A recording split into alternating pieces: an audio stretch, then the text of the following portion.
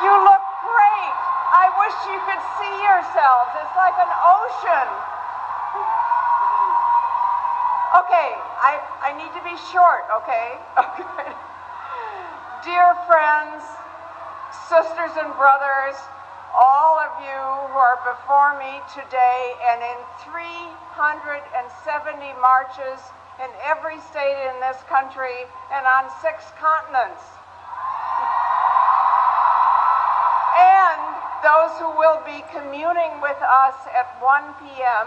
and 1 at 1 in a silent minute for equality in offices, in kitchens, in factories, in prisons, all over the world. I thank each of you, and I especially want to thank the hard-working visionary organizers of this woman-led inclusive march, one of whom managed to give birth while she was organizing this march. Who else can say that? Thank you for understanding that sometimes we must put our bodies where our beliefs are.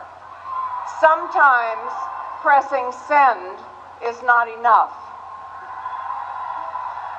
And this also unifies us with the many in this world who do not have computers or electricity or literacy, but do have the same hopes and the same dreams.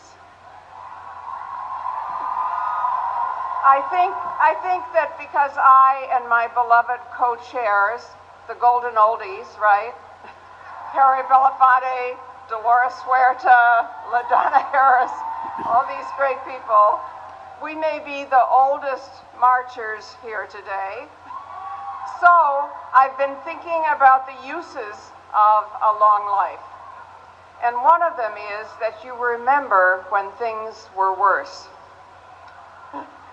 We remember the death of the future with Martin Luther King, with Jack Kennedy, with Bobby Kennedy, with Malcolm X. Without those deaths, for instance, Nixon would not have been elected, and there would not have been many of the wars we have had. Now, our great leaders like Barack Obama and Michelle Obama are still with us. And remember how much we feared they might not be, and how much threat there was, in fact, on their lives. And they are with us. And now, our honored Bernie Sanders is still with us. And not only with us, but he's focusing on economic justice and achieving free universal college education in my state of New York. And now Hillary Clinton is alive.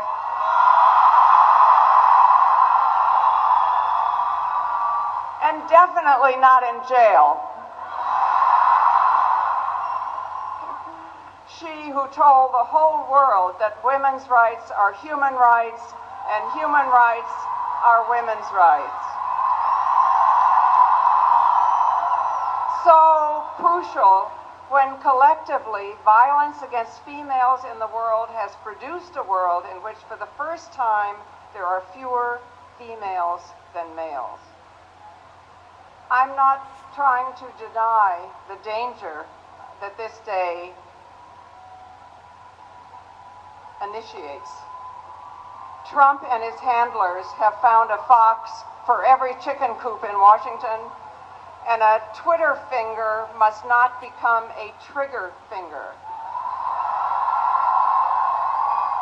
Some very experienced doctors of the American Psychiatric Association have publicly written to warn us that, and I quote, his widely reported symptoms of mental instability, including grandiosity, impulsivity, hypersensitivity to slights or criticisms, and an apparent inability to distinguish between fantasy and reality, lead us to question his fitness for the immense responsibilities of the office, unquote.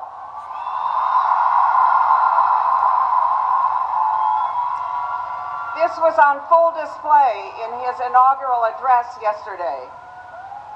Everything that happened before him was a disaster, and everything that he would do would be fantastic, the best ever, miracles, and all the superlatives.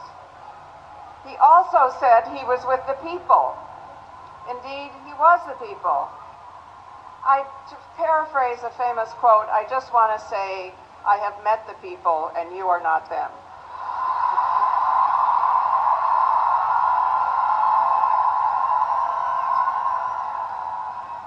We are the people.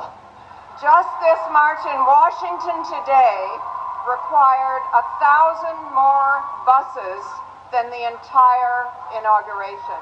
1,000 more.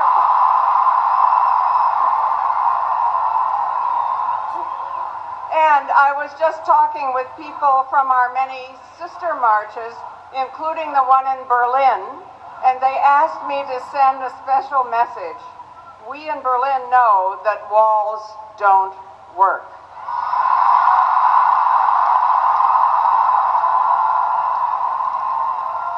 And remember Poland, where last month the government passed an anti-abortion law, and 6 million women turned out in the streets, and they had to change it.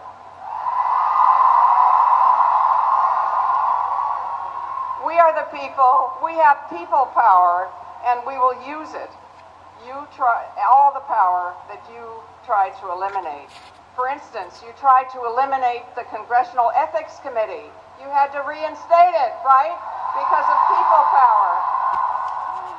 Because this is the upside of the downside. This is an outpouring of energy and true democracy like I have never seen in my very long life. It is wide in age, it is deep in diversity, and remember, the Constitution does not begin with I, the President, it begins with we, the people. So don't try to divide us. Do not try to divide us. If you force Muslims to register, we will all register as Muslims.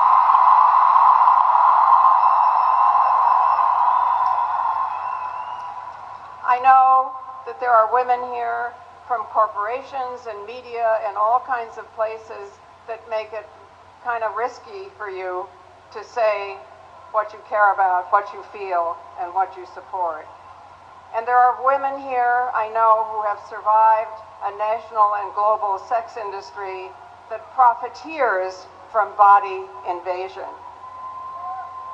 We are united here for bodily integrity. If you cannot control your body from the skin in, you cannot control it from the skin out. You cannot control your lives, our lives. And that means the right to decide whether and when to give birth without government interference.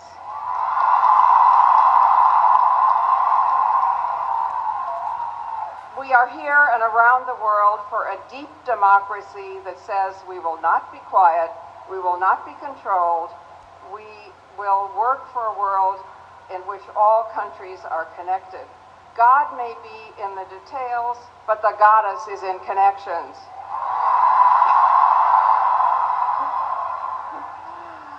We are at one with each other. We are looking at each other, not up.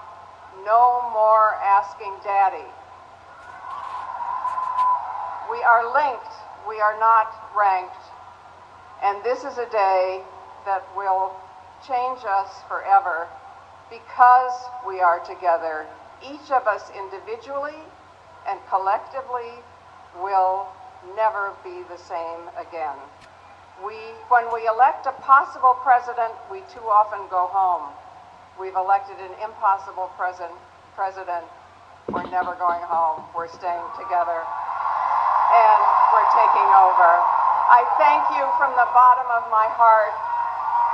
Make sure you introduce yourselves to each other and decide what we're going to do tomorrow and tomorrow and tomorrow, and we're never turning back. Thank you.